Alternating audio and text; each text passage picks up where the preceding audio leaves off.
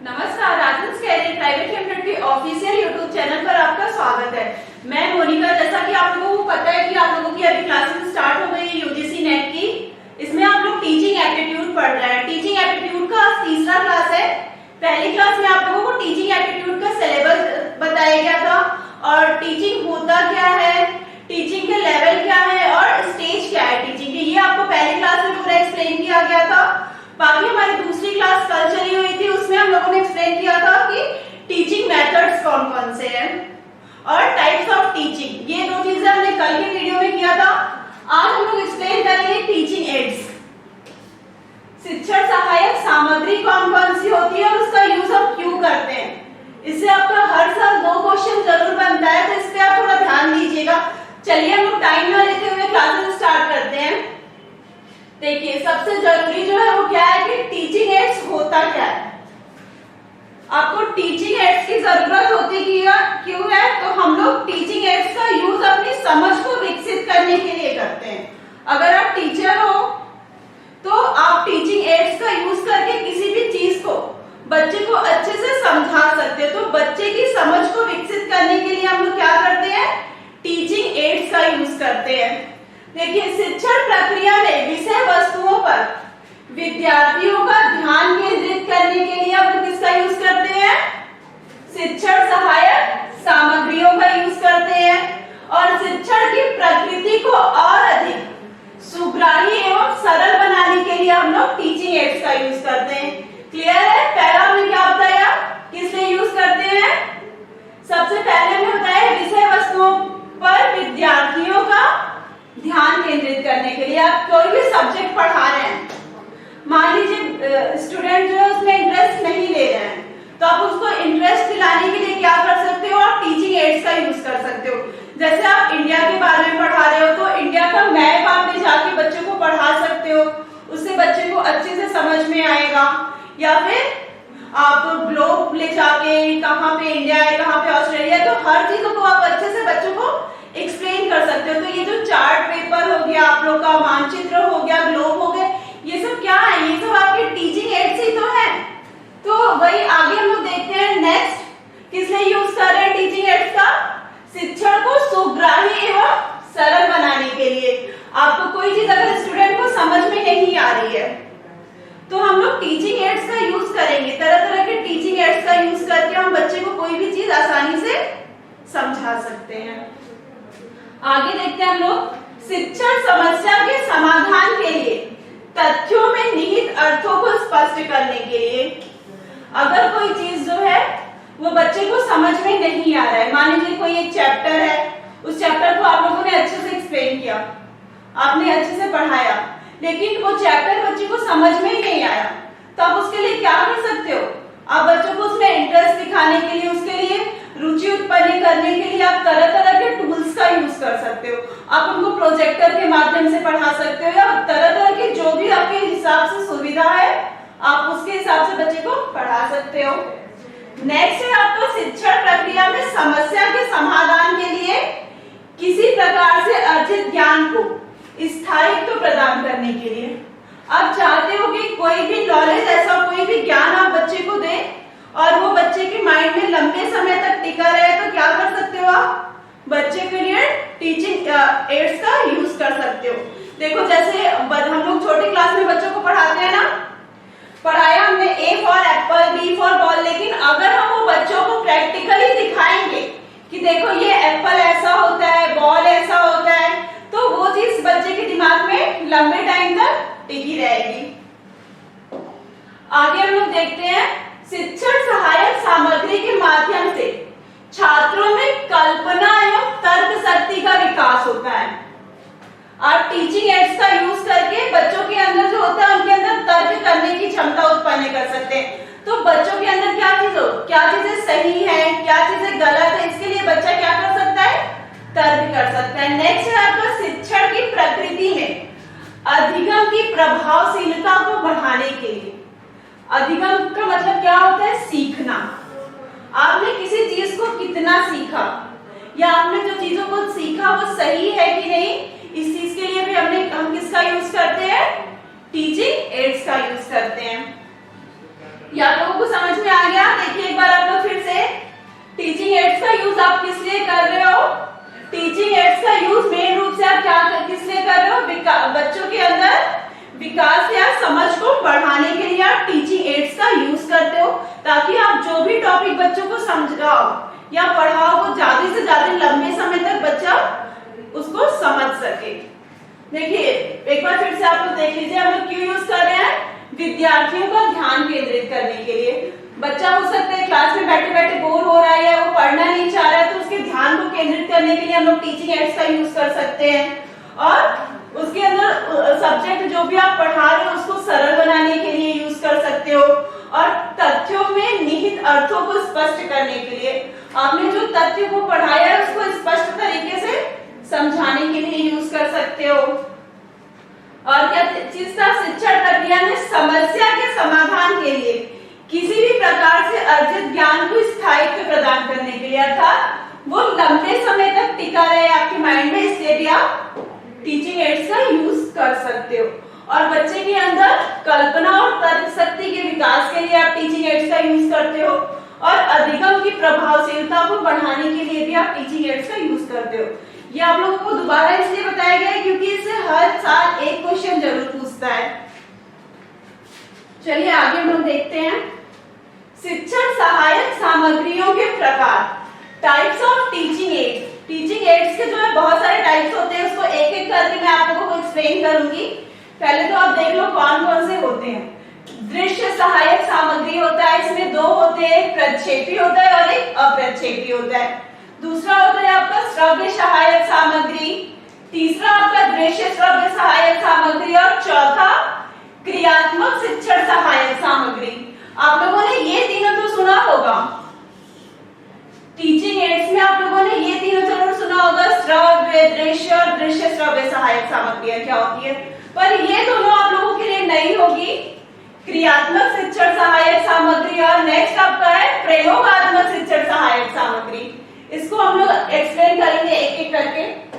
तो देखिए सबसे पहले हम देखते हैं कि दृश्य सहायक सामग्री होती क्या है। शिक्षण की प्रक्रिया में ऐसी सहायक सामग्री जो केवल देखकर ही प्रयोग में लाई जाती है और उसी के माध्यम से हम अपनी समस्या का समाधान करते हैं।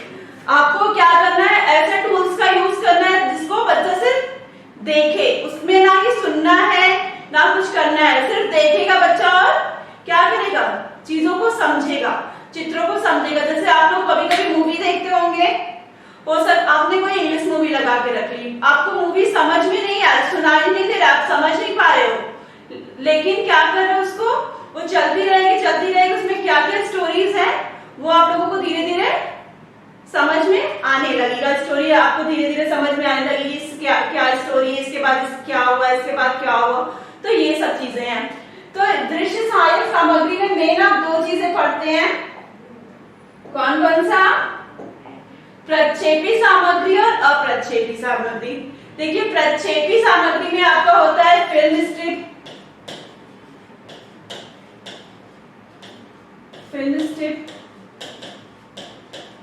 और क्या हो जाएगा आपका, और मल्टी सिनेमा हो जाएगा, मूव चलचित्र हो जाएगा, प्रोजेक्टर हो जाएगा, मैजिक लालटेन हो जाएगा। तो ये सब आपका क्या है? प्रक्षेपी चलचित्र है। प्रक्षेपी चलचित्र को आप इससे समझ सकते हो कि जिसका फोकस पड़ता है। जैसे आपका प्रोजेक्टर लगा है, प्रोजेक्टर का फोकस क्या करते हैं, वो कहीं और से आता है, तो आपको कोई भी चीजें होंगी जिसका फोकस पड़ रहा है तो उसके आप मीनिंग लगाओगे तो कि वो प्रक्षेपी सामग्री है। जैसे आपका हो गया मैजिक लालटेन, वो भी क्या रहता है, एक तरह का लालटेन रहता है, उसमें लाइट होती रहती है, तो उसका फोकस और जगह पे पड़ता है, वो चीजें हो जाएंगी आपका। और अप्रक्षेपी सामग्री में आपकी जिन चीजों को आप सिर्फ देख सकते हो, जैसे कि आपका क्या हो जाएगा, आपका ये बोर्ड है, ये बोल रहा है नहीं बोल रहा है, लेकिन अभी आप यहाँ पे देखोगे तो आपको समझ में आएगा कि क्या चीजें आप पढ़ रहे हो, किसमें क्या चीजें है। तो व्हाइट बोर्ड हो गया आपका, ब्लैक बोर्ड हो गया आपका, मानचित्र हो गया, ग्लोब भी हो जाएगा, चार्ट पेपर हो जाएगा, रेखा चित्र हो जाएगा, ग्राफ हो जाएगा। तो ये सब चीजें आपकी क्या है, अप्रक्षेपी सामग्री है। क्लियर है? प्रक्षेपी और अप्रक्षेपी क्लियर हुआ? प्रक्षेपी से आप समझेंगे जिसका फोकस प्रोजेक्टर भी आ जाएगा, मैजिक लालटेन भी आ जाएगा और स्क्रिप्ट फिल्म भी बहुत सारी चीजें आ जाएंगी। और अप्रक्षेपी में आपका मानचित्र आ जाएगा, ग्लोब आ जाएगा, चार्ट पेपर आ जाएगा, व्हाइट बोर्ड आ जाएगा, ब्लैक बोर्ड आ जाएगी। ये सब आपकी किस में आएंगी? अप्रक्षेपी सामग्रियों में। क्लियर हो गया? आगे हम लोग बात करते हैं आप लोगों का श्रव्य सहायक सामग्री।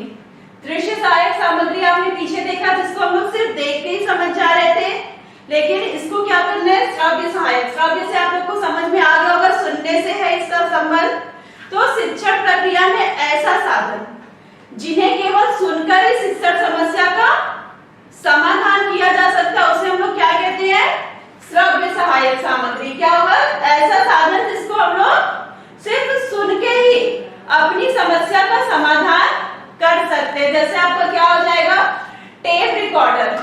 ये क्या है? आपको टेप में तो आप कोई चीज सुन नहीं रहे, सॉरी देख नहीं रहे हो, तो इसमें आपका क्या हो जाएगा? टेप रिकॉर्डर हो गया।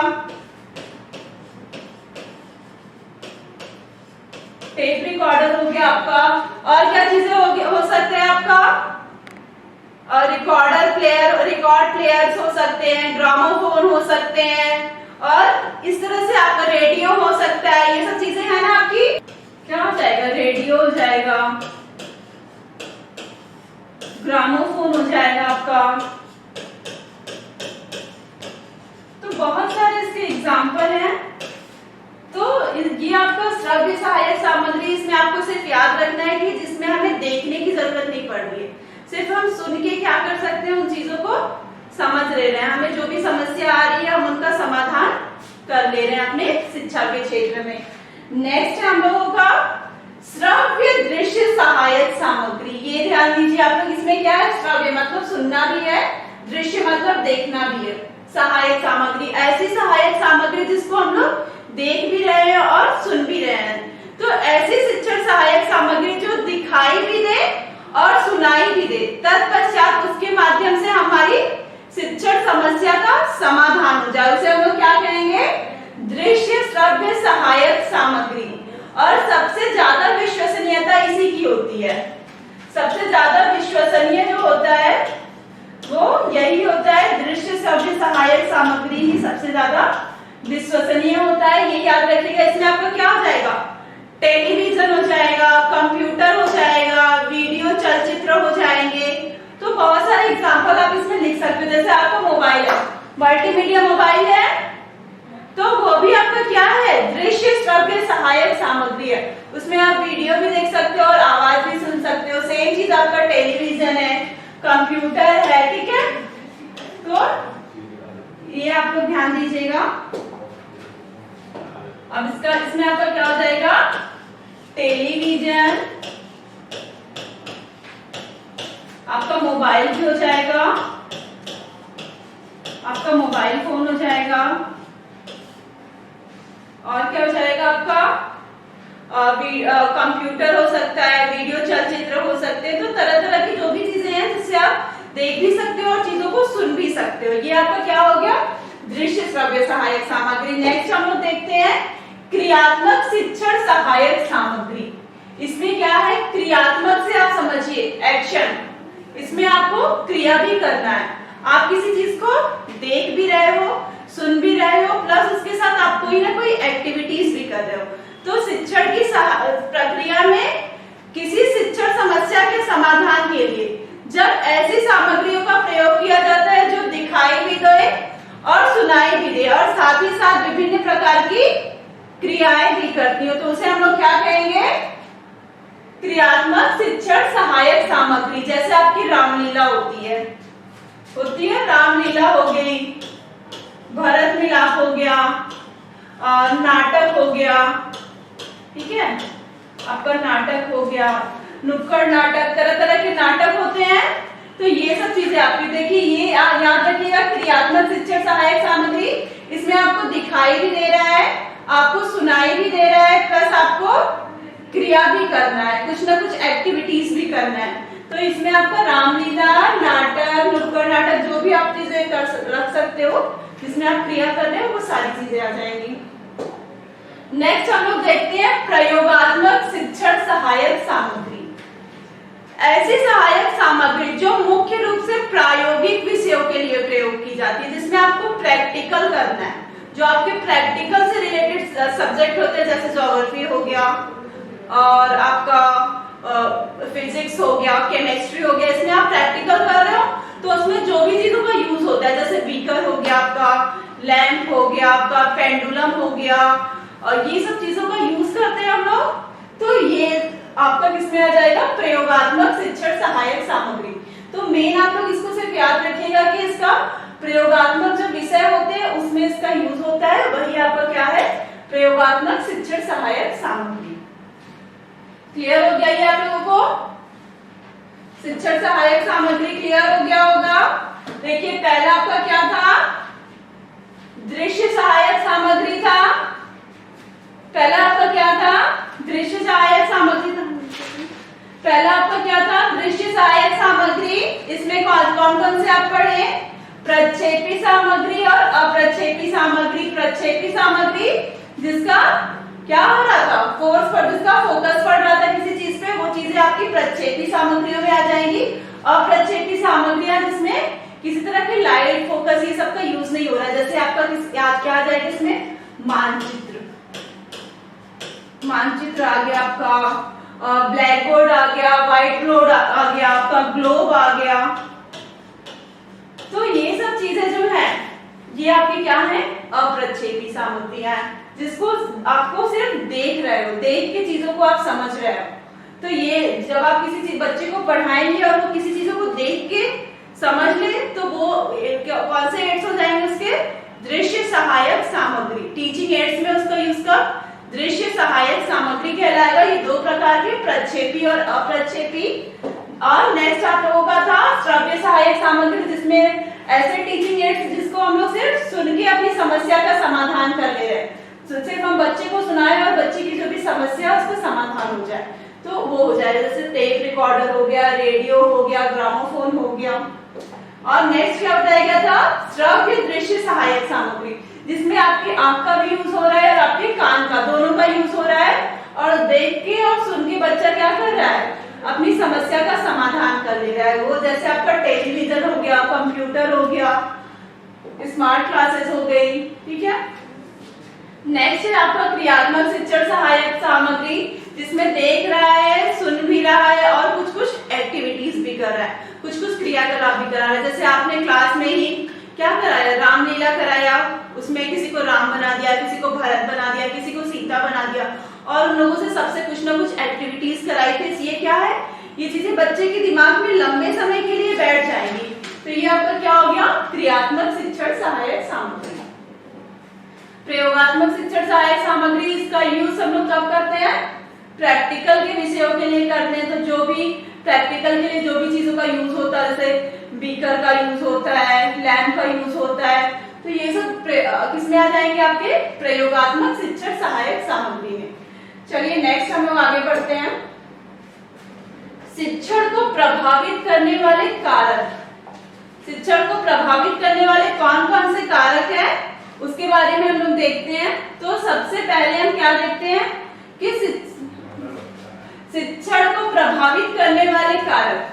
तो शिक्षण को प्रभावित करने वाले कारक मेन रूप से 3 हैं, factors of effective of teaching, ठीक है। कौन कौन से फैक्टर हैं जो आपके टीचिंग को इफेक्ट करते हैं, ये सब चीजें हम लोग पढ़ेंगे। तो पहला है स्वीकारक, सेल्फ फैक्टर है, और दूसरा क्या है आपका, बौद्धिक कारक, इंटेलिजेंस फैक्टर। तीसरा है आपका मनोवैज्ञानिक कारक, साइकोलॉजिकल फैक्टर्स। 3 है आपके मेन, स्वीकारक, बौद्धिक कारक और मनोवैज्ञानिक कारक। तो स्वीकारक का क्या तात्पर्य है, ऐसे कारक जो खुद से संबंधित हो, ऐसे कारक जो खुद से रिलेटेड हो, वो क्या हो जाएंगे, आपके स्वीकारक हो जाएंगे। इसमें आपका 2 आएगा, पहला क्या आएगा, विद्यालय, और दूसरा आएगा पारिवारिक स्थिति। विद्यालय का भी असर होता है किस पे, आपके शिक्षण पे। अगर आप जैसे विद्यालय में पढ़ रहे हो, जैसे आप किसी अच्छे विद्यालय में पढ़ रहे हो, स्टूडेंट अच्छे विद्यालय में पढ़ रहा है, वहां पे स्टाफ अच्छे हैं, टीचर अच्छे हैं, प्रिंसिपल अच्छे हैं, सब उसके साथ अच्छे से बिहेव करेंगे, तो उसमें बच्चे पड़ेगा, बच्चा अच्छे से चीजों को समझेगा, खुश रहेगा, तो उसका वो चीजें क्या रहेंगी, उसके लिए पॉजिटिव रहेंगी। और दूसरा क्या है उसका पारिवारिक कारक। अगर उसकी पारिवारिक स्थिति अच्छी है तो उसके ऊपर उसका पॉजिटिव असर पड़ेगा, बच्चा किसी चीज को बहुत जल्दी समझेगा। लेकिन वही उसके परिवार की स्थिति अच्छी नहीं है, परिवार में डेली लड़ाइयां हो रही हैं या तरह तरह की कुछ भी दिक्कतें आ रही हैं, तो उसका असर किसके ऊपर पड़ेगा, उसका असर भी आपके बच्चे के ऊपर पड़ेगा। स्वी कारक में आप दो याद रखेंगे, पहला विद्यालय और दूसरा पारिवारिक स्थिति। दूसरा है आपका बौद्धिक कारक। आपके शिक्षण को जो है आपकी बौद्धिक स्थिति भी बहुत प्रभावित करती है। कैसे करती है, देखिए इसमें भी बौद्धिक स्थिति में भी आपके 3 पार्ट्स में बांट देंगे। तो अगर आप अच्छे हो पढ़ने में अच्छे हो, सब कुछ नॉर्मल है, तो वो आपकी प्रतिभाशाली, मान लीजिए आप प्रतिभाशाली बालक हो तो सब चीजें मान लीजिए पॉजिटिव है। लेकिन पूरे क्लास में आपके पूरे बच्चे प्रतिभाशाली तो नहीं हो सकते, उसमें कुछ मंद बुद्धि बालक भी होंगे, कुछ पिछड़े बालक भी होंगे, कुछ सामान्य बालक भी होंगे, कुछ प्रतिभाशाली बालक भी होंगे। तो इसका डिवाइडेशन मैं आप लोगों को नेक्स्ट वीडियो में बताऊंगी अपने। अभी तो आप लोग नॉर्मली समझ लो कि शिक्षण पर इसका क्या प्रभाव पड़ रहा है। तो ये देखिए इसमें आप 3 भागों में बांटेंगे। कौन कौन सा, पहले तो आप प्रतिभाशाली बालक लिख लो, प्रतिभाशाली बालक। दूसरा आपके कौन से हो जाएंगे, आप दूसरा सामान्य बालक को या सामान्य बालक को ले लो, या फिर पिछड़े बालक को ले लो, और मंद बुद्धि बालक को। ये 3 तरह के बालक होते हैं और सबका असर क्या होता है, हमारी बौद्धिक स्थिति पर पड़ता है। देखिए बुद्धि का जो सिद्धांत था, इसको सबसे पहले नापने का काम किसने किया था, बीने महोदय ने 1905 ईस्वी में। ये आप लोगों को साइकोलॉजी पढ़ाऊंगी तो उसको एक्सप्लेन करूंगी अच्छे से। तो बाकी तीसरा कारक जो है ये आप लोगों का मनोवैज्ञानिक कारक है। किस हिसाब से मनोवैज्ञानिकता भी किस तरह से आपके शिक्षण को प्रभावित करती है, ये चीजें हम लोग देखेंगे। इसमें 3 चीजें हैं, पहली अभिक्षमता, अभिरुचि और अभिवृत्ति। क्लियर है, इसमें 3 कौन कौन से है, अभिक्षमता, अभिरुचि और अभिवृत्ति। तो देखिए अभिक्षमता क्या है, मनोवैज्ञानिक कारक जो होते हैं इसमें बता दिया गया कि 3 है। अभिक्षमता, अभिक्षमता को आप एप्टीट्यूड भी कहते हो, क्या कहते हो, एप्टीट्यूड।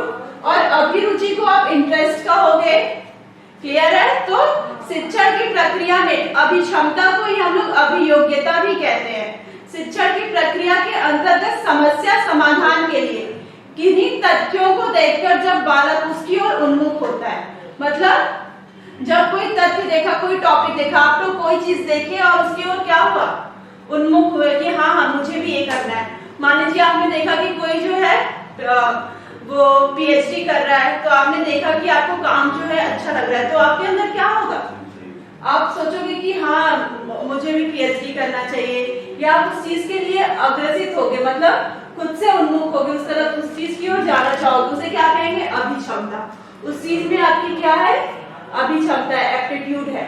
और वही अभिक्षमता जब बढ़ने लगेगी तो बढ़ते बढ़ते अभिरुचि का रूप ले लेती है। जब आपको किसी चीज की आपका एप्टीट्यूड बढ़ेगा तो एप्टीट्यूड आपका बढ़ के आपका इंटरेस्ट बन जाएगा। तो आपकी क्या बताया गया, जब आपकी अभिक्षमता है वो बढ़ते बढ़ते किसका रूप लेगी, अभिरुचि का, आपका इंटरेस्ट बन जाएगा वो। और आपका इंटरेस्ट बढ़ते बढ़ते किसका रूप ले लेगा, आपको किसी चीज में इंटरेस्ट है, मान लीजिए आपको पीएचडी करना है, आपने उसको इंटरेस्ट लिया, करना है, किसी चीज को सोचते वो आपकी अभिवृत्ति बन जाएगी। क्या बन जाएगी, अभिवृत्ति। तो आप तीनों में रिलेशन समझिएगा कि अगर आपको किसी चीज में आप किसी चीज को देखते हो, समझते हो और उसकी ओर उन्मुख होते हो, तो उसे कहते हैं अभिक्षमता। और अभिक्षमता जब बढ़ती है तो अभिरुचि का रूप ले लेती है। और अभिरुचि क्या है, अभिरुचि बढ़ते बढ़ते क्या होती है, अपने प्रकंड रूप में आ जाती है, बड़े रूप में पहुंच जाती है। तो उसी को हम लोग क्या कहते हैं, अभिवृत्ति, एप्टीट्यूड कहते हैं। क्लियर है, आपको अगर कोई भी चीज समझ में नहीं आई हो तो नीचे आप कमेंट बॉक्स में मैसेज करके पूछ सकते हैं, और बाकी नेक्स्ट क्लास में आपको